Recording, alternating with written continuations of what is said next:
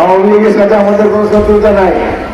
এদেশের রাজনীতির ইতিহাস তো শেখ মুজিবকে ছাড়া লেখা যাবে না। শেখ মুজিবুর রহমান অত্যন্ত বড় মাপের একজন নেতা ছিলেন। ইতিহাসই তাকে যথার্থ মূল্যায়ন করবেন।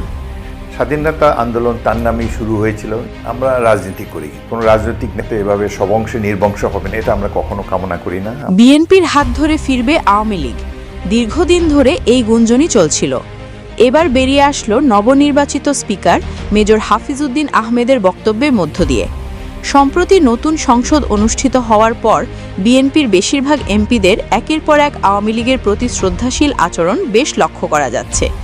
সম্প্রতি নবনির্বাচিত স্পিকার মেজর হাফিজউদ্দিন আহমেদের মুখে ইদানিং আওয়ামী লীগের প্রতি নরমশীল আচরণ বেশ চোখে পড়ার মতো।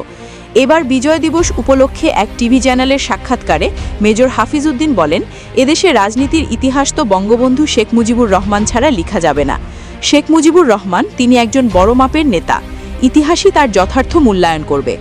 আমরা তার দলের অস্তিত্বকে এভাবে শেষ হতে দেব না। আওয়ামী লীগের সাথে আমাদের কোনো শত্রুতা নেই, আবারও তারা তাদের কার্যক্রম চালাতে পারবে।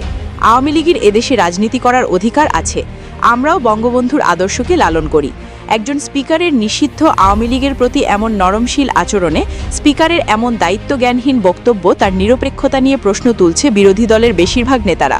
তারা মনে করছেন আওয়ামী লীগের সাথে গোপনে বিএনপি সমঝোতা করেছে, তাই তারা একের পর এক এমন আওয়ামী বয়ান দিচ্ছেন।